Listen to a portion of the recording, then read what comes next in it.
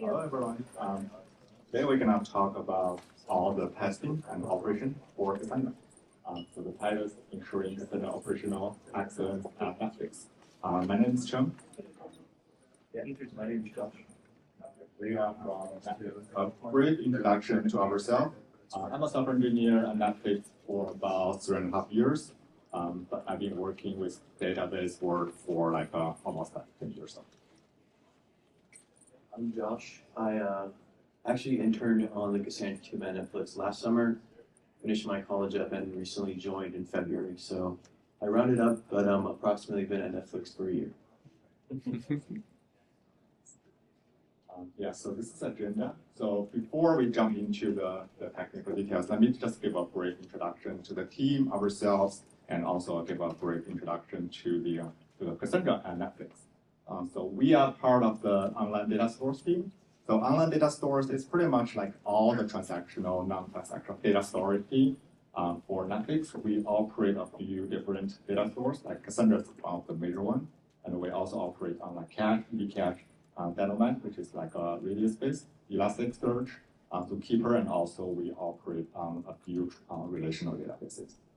So our mission is to empower engineers and Netflix engineers with scalable, reliable, secure data solutions, and we empower some like Netflix core businesses. So here's a brief idea, like introduction to what does Cassandra empowers at Netflix. So Cassandra empowers like core streaming services. For example, it's a source of the truth for subscriber and product security information. It's critical flow, it's on critical path of the a user sign up, bidding invoice. It's more like a bidding invoice and title discovery, playback. Cassandra also powers some important features on the, for example, like search. When you search at Netflix, Cassandra runs under it. And MHU is a multi-household account usage, which is called password crackdown, which is also powered by Cassandra. Some also like internal toolings like A/B testing, and also like OpenConnect, which is our like CDN at Netflix. The control plan part is also Cassandra. So not just for the core streaming services, Cassandra also empowers very critical like emerging new businesses at Netflix. For example, live is everyone knows Netflix has live event. So Cassandra empowers like critical live live business, such as like encoding services and also live streaming playback. Some other core businesses, some other emergent businesses such as games and ads. So basically, like when you sit on your couch, turn on Netflix, start playing a show, there are gonna be hundreds of Cassandra clusters running underneath. So this slides give you like a brief overview, like idea of Cassandra scale at Netflix. The left-hand side was back to 2022. That was like when the first time when I was at Apache Cassandra in New Orleans. That was the scale, like when I present actually when I present the talk with Jordan back to 3 years ago. That was the Cassandra scale at Netflix. So on the right hand side is today. So as you can see that back to 2022, Netflix has about 900 plus Cassandra clusters versus now, this year we have over 2,500 plus clusters, which is almost like triple. And on the nodes we had, back to 2022, we had 22K nodes versus now we have 58K nodes. And regarding to the storage, we kind of like grown from 12 plus petabytes of data to like 20. And the traffic wise, like we had like 12 megabytes, 12 millions plus requests per second, which is like now it's like 38 million requests per second. So the read write, like we have 60% on the read and 40% on the write in general. Last but not least, back to 2022, our at Netflix, the majority of the fleet was running on 3x, versus now, this year, we have almost all the clusters has been fully migrated to the Cassandra 4.1. So this is like a huge milestone for us.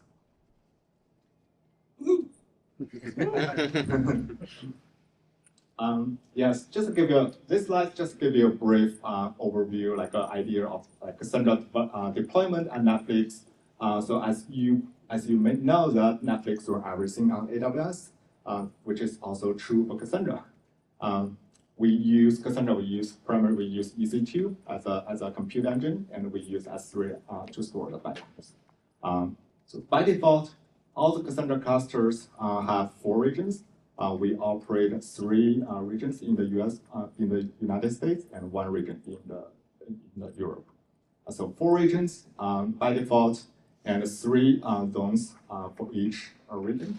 So that means 12 replicas for each data. For the storage type, about 80% of the fleet running on Information type. For example, I4I, S3 M6 ID, which means that it's on instance, on disk, like on instance disk types. And we have about like 20% running on EBS. Those clusters just like either very like dense, like super dense node, or like a very small cluster. We don't really care about the storage or cost. Yeah, since we're talking about the testing of operations, this slide just give you a brief introduction on what kind of operations we do on Cassandra and Netflix. The first one is called vertical scale. So vertical scale is kind of our most heavily used scales and most heavily used operations at Netflix. Vertical scales means that we just like change the instance type from A to B. Like for example, in this example, it's just like change the instance type from I4I to X large to 4X large, or like 4X large to 2X large. We do that like it's kind of our by default option, since it's like vertical scale and Netflix is so cheap and fast. So like no matter we need like more capacity or we need to like pre-scale for example for the live events, we pretty much do vertical scale for majority of our fleet. The next one is horizontal scale. So the difference between the vertical and the horizontal is the vertical does not increase the number of nodes for the cluster for the ring. The horizontal is different. Horizontal is just like we add more nodes or we can remove some nodes. So we use like Netflix used to have we support like a double the number of nodes in the ring. And recently we had some treatments like a breakthrough that we can add or remove our arbitrary number of nodes in a ring. So which is a big mess for us. So the next one is add or shut down region. As I said, Netflix by default they run on 4 regions, but there could be a few like corner cases like clusters that they only run on like add mode, which is like run like single region or like subset of regions. Add regions also like for example, Netflix used like 2 years ago, Netflix only run on 3 regions, and when we introduce a new region like in recent years, and we need to migrate the whole fleet to the new region. Yeah, that's the region. The next one is maintenance window. The maintenance window is like when we do the software upgrade or like hardware replacement. So that's like, for example, for the hardware replacement, let's say since we're running AWS, we keep detecting the bad hardware and do the node replacement automatically. So, next is next operation is online to offline data movement. So that is like since we do the like Cassandra, we do like a backup regularly, like by default every 6 hours. Move the backup data. We store the backup to S3, and we have ETL pipeline which is called Cassandra, which moves the data, the access table, from S3 to the Asperg format, to the Asperg table. So which could be used for analytics, and so this is online to offline, and also we do the other way. We call offline to online data movement, which is in short called UDOM, which moves the data from the analytics from Asperg to the Cassandra. So that said, since we do all these operations pretty much like daily, we need to make sure all these operations are reliable and also within our service level agreement. So the first one that is online. So the first SLA we need to make sure is always be online, which means zero downtime, and also transparency, which means it should be totally like transparent to the customers, users, applications. They should not. The idea is like they should not even notice we are running any maintenance under this. So that's the first one. The second one is the same SLA agreement, like in terms of latency and availability. For example, like during the node replacement or during the scales, during the vertical or horizontal scales, we still remain the like single-digit millisecond SLA in terms of the latency, and availability is like we remain like 5 nines, 6 nines availability. So that's a second one. The third one is data integrity, which means as a database engineer, data corruption, data loss is a nightmare. So the same, like when we do since we do the operations, like for example, vertical scale, horizontal scale, it involves the data movement. So we need to make sure there's no data loss, there's no data corruption happens. The last one, not the last one, the next one is a fast completion, which means it needs to finish, all these operations need to finish in a reasonable amount of time. Like for example, like vertical scale, horizontal scale, we need to like 90% of our feeds, they can be finished within a few hours. We have about like huge cluster with like thousands of nodes. This scaling can finish in an order of days. So this is very important. For example, like when we prepare the live events, we pre-scale a few days. We need to make sure the pre-scale finish before the events happen. So the last but not least, the observability means that we have toolings, monitoring alerts just to page on-call engineers. So if anything happens, if any failures happen, so we need to know and also like take actions to mitigate the problem. So now I'm gonna hand over to Josh for the framework. Great. So let's see if there's a. Nice. Okay. So I'm gonna highlight some of the goals and motivations in building out the Cassandra testing framework. So to start off with, we want to complement the existing CI/CD testing we do, such as unit testing, integration, smoke test, and canaries. We also want to be performing these real-world operations in a similar like prod test environment to prod, and we would like to reliably detect early regressions in these operations. We also want to ensure that if there is a regression in these operations, that our team is alerted by that. From the motivation side, we want to ensure reliability in a situation where if we were to have a live event in 5 days from now, we want to ensure that that all of our scaling operations are going to succeed. What we don't want to happen is 5 days from a live event, we are scaling 15 Cassandra clusters that are in the live critical path, and 3 of those Cassandra clusters fail to scale, and our on-call has to go in and debug either was there data corruption, was there data loss, or what a bug in our code, in our operation scripts. So to go over on a high level the testing framework, it is orchestrated by the temporal workflow, and this temporal workflow accepts a real production cluster. Then the temporal workflow will then go off and create 2 identical clusters that mimic the production cluster. These 2 clusters are also fronted by our abstraction layer key value, as mentioned earlier. And then we have this benchmarking tool that sends traffic to our key value store, which then shadows the traffic to our 2 Cassandra clusters. And the importance of this shadowing traffic is that in order to ensure data integrity, we want to be operating on one cluster while also having the control cluster essentially like a control variable, where then once the operations are done, we could then go in and compare the data between the two clusters. On that side, we have two options of data comparison. We could either directly compare the two Cassandra tables that the data was written to, and we could then test the resilience of our data movement pipelines to then compare the iceberg tables. So in Netflix fashion, I made this as a series. So this is season 1. I'm going to take you guys along the journey of the testing framework, an iteration of the testing framework. So the 5 episodes that we're going to talk about, as you can see on the right, there is a lot of steps that go into this testing framework.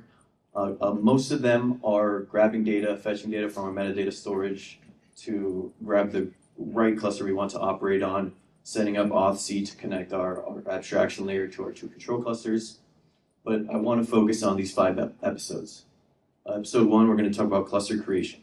Episode 2, I want to talk about determining the next scaling operation. And then episode 3, I'm going to talk about how we configure our benchmarking tool alongside with our KV abstraction to shadow the traffic to our 2 clusters. Episode 4, I want to mention how these operations work in motion alongside with our traffic generation. And lastly, I want to talk about our backups and data validation. So, episode 1, this is a real production cluster, as you can see on the right. This was actually one iteration that happened 3 days ago from today. We have, as you can see, this was a horizontal scale. So our temporal workflow went off and found this cluster from our metadata storage. It then created 2, at first it created 2 identical replicas of this production cluster. And then as the testing framework went on, it triggered the operations on the operation cluster. As you can see here, there is 2 instances per stack on the operations cluster. That means our horizontal scale succeeded, and in comparison to our control cluster, it has 1 instance per stack. Next, I'm going to go into episode 2 on how we determine our next scaling operation. So there's 2 ways we determine this. One being we have the scheduled execution. So this testing framework runs every day.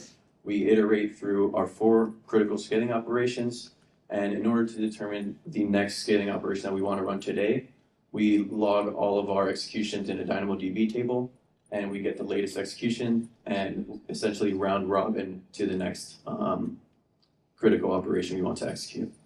The second way we determine our operations is manual input. So if one of our Cassandra developers were to make changes to our control plane to one of our critical operations, they could then go into temporal and manually input their operation that they want to test and go through this flow. So episode 3, I want to talk about configuring shadow traffic. This comes into play with our key value abstraction and our benchmarking tool. So in order to do this, we have to modify the namespace of our key value abstraction to point to 2 different source Cassandra clusters. If you can see on the right here, this is the JSON payload. We configure that, and we have 2 types of physical storage, this being the operations cluster, this being the control cluster. We then send identical synthetic traffic to both of these clusters. And then there's a critical step here, reporting any failed writes. So if there were to be failed writes, we don't want to compare those. We want to ensure we're not comparing those steps, those writes, when we're doing our data validation on the iceberg table side or on the Cassandra table side. Why this works? So it simulates production traffic. We send actual KV write operations like in a production environment would.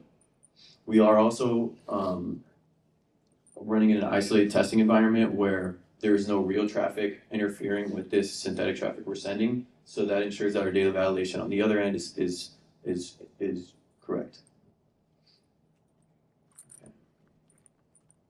Right, and then once that is all configured, we start operating on these clusters. So the key here is that we want to be performing these scaling operations while receiving traffic to our operations cluster.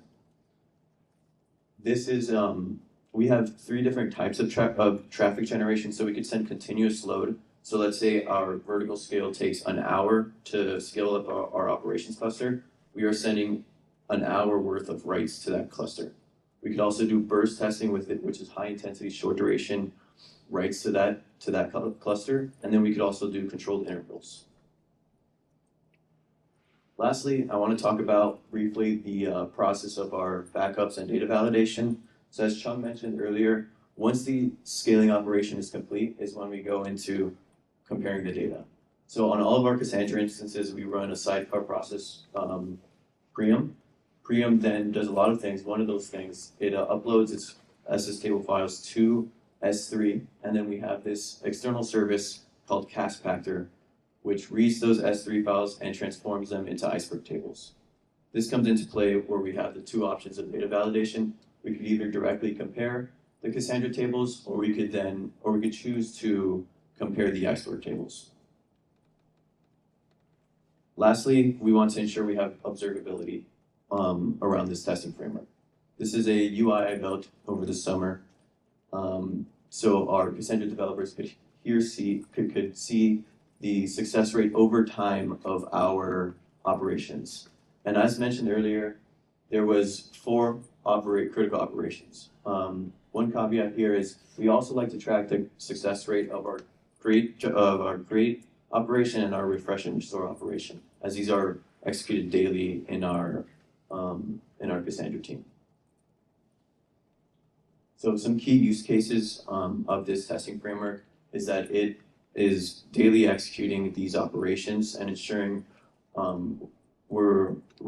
reliability and early detection of regression if there were to be in these operations.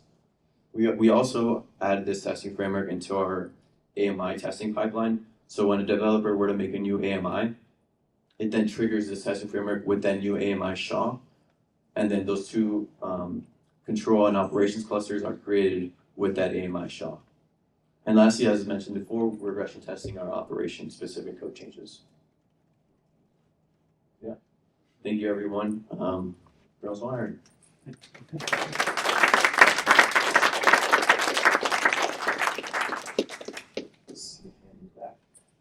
When you go to do your key value testing, do you pre-hydrate the cluster with data? So say reads would actually hit data that's there, or when you run that workload, is it targeting an empty cluster? Yeah, that's a good question. So when we create our 2 clusters, they're copies from the product cluster we are inputting into our testing framework. That being said, when key value comes into play, it's only writing to one table. So that table is empty at first, and then once we have our traffic generation tool, it'll populate that data in that table. So when you're cloning that existing production cluster, are you starting from a backup of that inside of the clusters that you're testing? Yeah. Okay, so there is data that it can create from the start. Okay. Kind of implicit is to actually test the restore, which is what that's listening. Also. How do you decide when to vertical scale versus horizontal scale? Yeah, maybe I can answer the question. Yeah, that's a good question. So the general rule is, the short answer is case by case. So the general rule is we start from vertical because vertical, like from a small cluster, we go vertical because vertical is cheap and fast. Say for example, we have 100 at 5 XR, and we go vertical like 2 XR, 4 XR until some point the node become way too big, like 8 XR, which has like over a terabyte or 2 terabytes of data per node. For that point, that's a point we go horizontal. The reason is because the operational overhead, mainly the node replacement.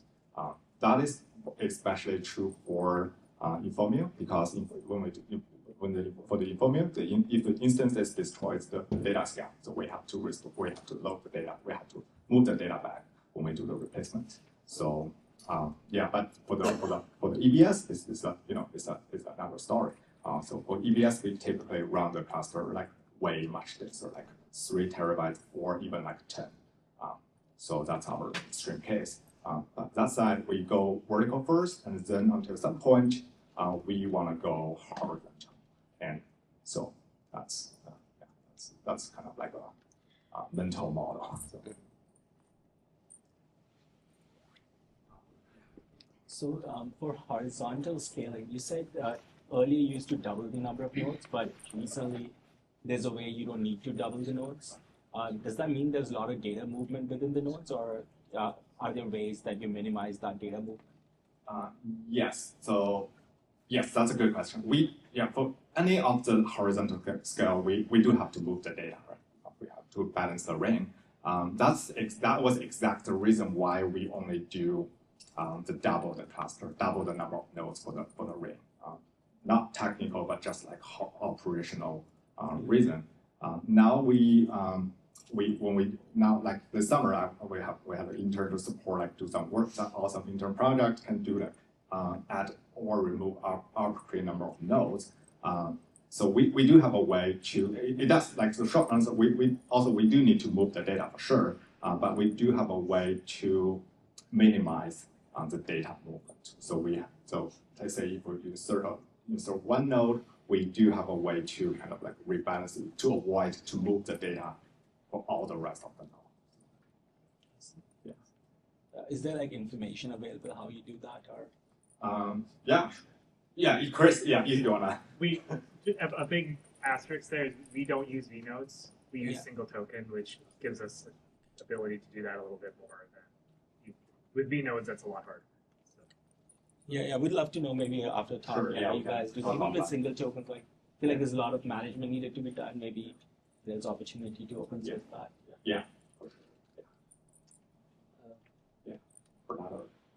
Yeah, so I was a little curious on the testing framework that you talked about. I've seen data validation at two different levels. Are you folks thinking about performance validation, detecting performance regression? Like, given that you're, putting some traffic to the clusters themselves, are you somewhat like observing the differences in performance, trying to detect regressions? Yeah, that's a good question. Technically, we could.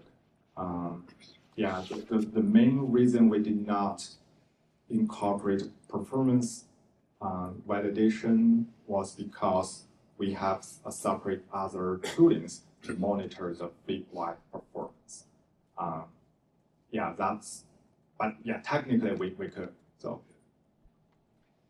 How many nines of redundancy is the expectation for like a live sporting event? you mean how many nines of the availability? Yeah. All nines, yeah, like at least like 5, 6 nines. It also depends on the tiers. And So- do you have any examples or stories of, The worst case scenarios live? So, you mean the example of the how many nines? Is that? what you Yeah, mean? when, let's say, I mean, you had the tennis thing, you had the golf thing. Mhm. You want to share about those? I mean, did you hit any snafus? Honestly, we did not, at least for Cassandra side, Yeah. we did not hit any major incidents, I would say, major problem issues during the live event. But to answer your question, like how many nines we do for the live, we pretty much maintain the same level. We stay the same level the SLAs for the live events. That's like pretty much like it's all like tier based, like tier 0, which is pretty much all the live class. We have the tiers from 0 to 4. Technically it's 3, but 4 is like per testing cluster. We don't really care about it. But from 0 to 3, all our live clusters are on the tier 0. 1. 0 means if it's down, the Netflix. 0 is like if it's down, Netflix. It's just like user performance maybe gone. Maybe some services is down, but like user cannot like sign in, sign up, or like pay the bill, something like that. But Netflix is not. So, but we stay the same availability. Congrats on the upgrades to 4.1. Things are going to get a whole lot easier from Oh here. yeah, for sure. And thanks also for sharing your scale stats. It's super meaningful for the community to see how large users of Cassandra are growing. There's one thing I wanted to call out. You presented an example of using temporal to do workflow orchestration for Cassandra. There are a lot of different people in this room who are building very similar workflow orchestrations on temporal, cadence, AWS Lambda step functions, things like that. And I think it's a really underappreciated pattern for developing Cassandra workflows. I think that might be the first public talk that I've seen where somebody talks about it. So I think that this is one that would be really cool to learn more about in the future too. Oh yeah, for sure. Before like temporal is like we like Netflix is like kind of a recent, Tempura is new. It's not like 10 years ago. So it's like before Tempura, we use like Spinnaker. For most of the workflow, we use like Spinnaker to manage the pipeline stuff. But now we like Netflix for the Cassandra ODS, it's our paid means all the new services, all the new workflows are being on Tempura, and also we are on the way to migrate our existing operations like vertical scale, horizontal scale. So we move to the Tempura as well. You mentioned you do pre-scaling before the event. Yeah. How do you anticipate the traffic for Cassandra? Oh yeah, that's a good question. It's kind of like a multifunctional, multi-team work. So we do have a traffic engineering team whose job is to predict the traffic. For example, there's actually going to be one big black box live event tomorrow. Tomorrow at 6 p.m. Pacific time. So we do have like a traffic engineering team whose job is to predict the number of viewerships and also the traffic to us for the data stores. What is more important is what we call SPS, streaming starts per second, because we are on the control plane. So where's the traffic really spec at when everyone clicks start the show. So but after that it's all like the traffic route to the city and the data.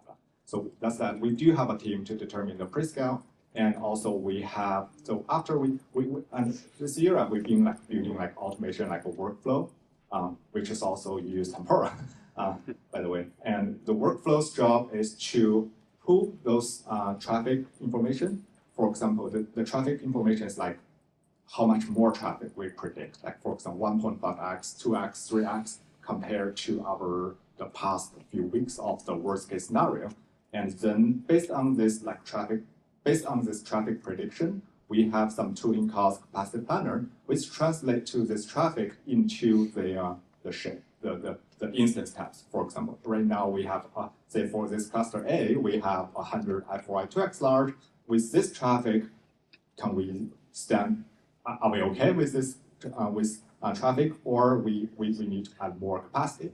And then the workflow just also reserve the capacity from AWS and also do the pre-scale like a few days before the live. That logic is open source already. If you go to Netflix Skunkworks and search service capacity modeling, you'll find the logic that he's talking about. Yeah. So you mentioned something about read failure in one of your slides. I'm curious to know what really is failure in that case, because it goes with the consistency, right? So how you really determine that is a failure? It happens rarely when our abstraction layer were to fail a write to either Cassandra underlying store. So for example, like it's on the proxy side. So if one of the writes fails to one of the clusters, we want to ensure we're not using that ID to compare. Right? Yeah, my question is more on I think you had four AZs, or there is a total replicate, right? How you really determine that is a failure? Oh yeah. We have good question. We have 3 AZs per zone. So by default, our consistent level is a local card. So it means so you make it to the ideal depth. Oh yeah, so I got a question. As a potential Netflix software engineer, so how does Netflix leverage chaos engineering when it comes to you guys having a lot of clusters, Apache Cassandra? So how do you leverage chaos engineering, like, not just looking for failures, but consistently improving on system design and architecture? So how do you guys do that? I'm not sure I fully.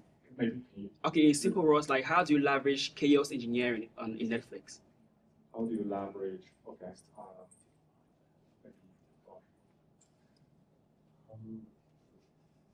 I guess to the scope of this project, we are not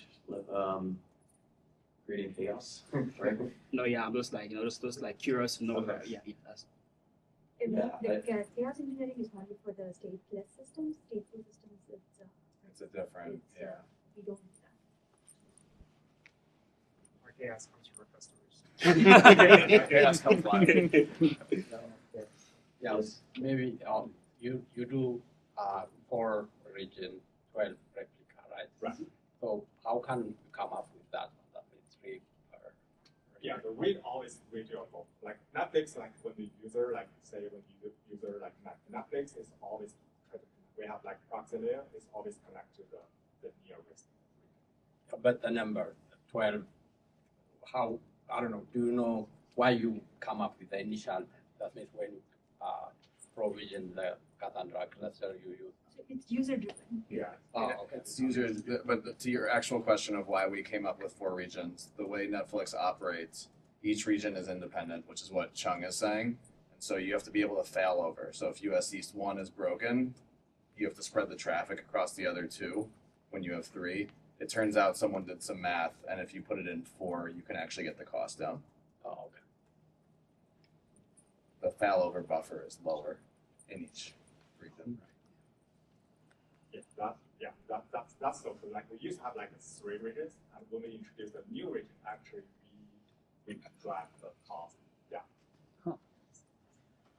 Just one more question. So you provision one region, then you provision another region, then you join to the team, then continue the process, or how do you, I mean, this, because this is a multi-cluster, right? Yeah. So somehow you have to join. Cassandra has support for that built in. Or automatically no. Yeah. Across regions, yeah. 'Cause they're all part of the same cluster. It's just different regions in the cluster. After all the say when we like provision a new region, like the new region, after all the region has been put it up, we add it to the we call discovery task. That means the user the plan that goes straight out.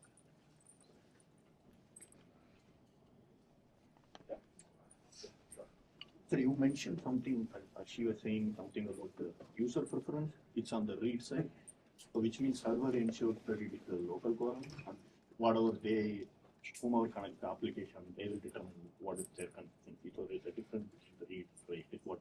Yeah. And also there is also another slide you had about sidecar. Okay. Yeah. So what that sidecar really means in this, it's a VM or you have things running on Kubernetes? No, it's a sidecar is a co-process. Just an agent? Yeah, it's an agent. It's a co-process of Cassandra code, which mainly like one big part is a backup and also like repair.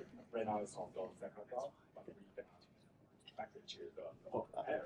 So I assume it's a VM, then you have some agent which does some of the tasks. Right. Yeah, we run it, so we don't. Yeah.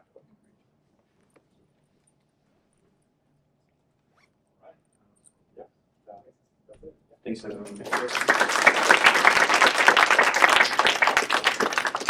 Cheng Wang, what